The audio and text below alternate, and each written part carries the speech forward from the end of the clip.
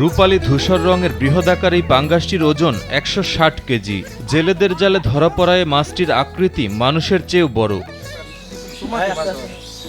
এ ধরনের মাছ মেকং নদীর অববাহিকায় পাওয়া যায়। প্রাচীনকাল থেকেই এই মাছটি থাইল্যান্ড ও লাওসের জনগণের কাছে প্লাবুক নামে পরিচিত, যেটির চাষ এখন হচ্ছে ময়মনসিংহে। জায়ান্ট মেকং পাঙ্গাস, যেটা মেকং নদীর অববাহিকায় পাওয়া যায়, এটা ২০০৫ সালে বাংলাদেশে প্রথম একটি বেসরকারি খামার আমাদের বাংলাদেশে নিয়ে আসেন। পরবর্তীতে ২০১৫ এবং ১৬ অর্থ বছরে বাংলাদেশ মৎস্য গবেষণা ইনস্টিটিউট তাদের গবেষণা কার্যক্রম পরিচালনার জন্য মাছটি বাংলাদেশ মৎস্য গবেষণা ইনস্টিটিউটে প্রায় ৫০টি মাছ নিয়ে আসা হয়।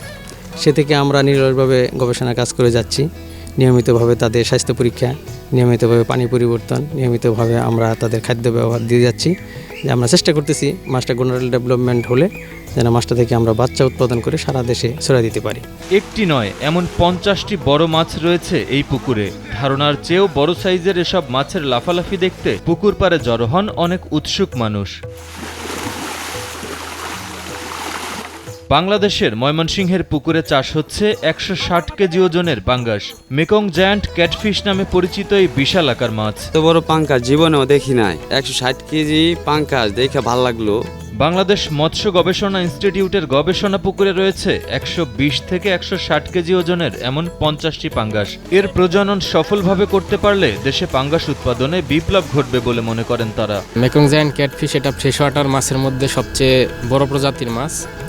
তো এই মাছটা যদি আমরা ব্রিডিং সফলতা অর্জন করতে পারি তাহলে বাংলাদেশের মাছ উৎপাদন অনেক গুণে বেড়ে যাবে। বিপন্ন প্রায় প্রজাতির এই মাছ ২০০৫ সালে একটি বেসরকারি খামারির মাধ্যমে প্রথম বাংলাদেশে আনা হয়। ২০১৫-১৬ অর্থ বছরে সেই খামারির কাছ থেকে বাংলাদেশ মৎস্য গবেষণা ইনস্টিটিউটে গবেষণার জন্য ৫০টি মাছ সংগ্রহ করা হয়। সেই মাছগুলোর সফল লালন পালনের ফলাফল এখন সবার চোখের সামনে। বেসরকারি এক হ্যাচারি থেকে নিয়ে আসছি, তো এখন এই মাছটাকে আমরা আমাদের পুকুরে রেখে অবজার্ভ করতেছি।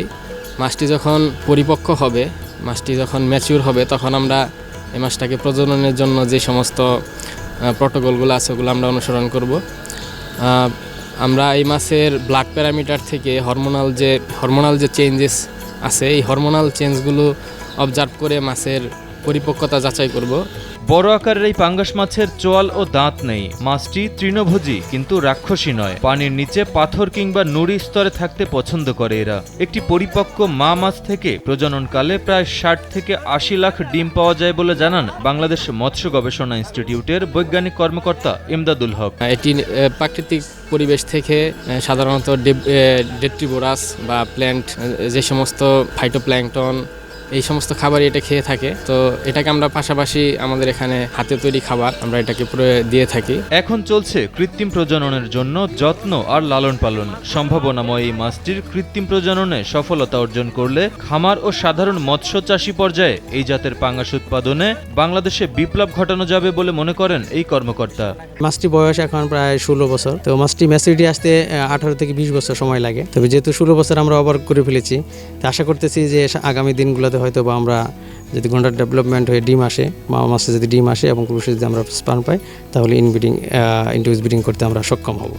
আর যদি ইনডিউস ব্রিডিং করে আমরা পুনঃ উৎপাদন করতে পারি, যে পুনঃ সারা বাংলাদেশের মধ্যে আমরা ছড়িয়ে দিতে পারবো এবং মাছ চাষে বিশেষ করে পাঙ্গাসে একটা বিপ্লব সাধন হবে উৎপাদনের দিক থেকে।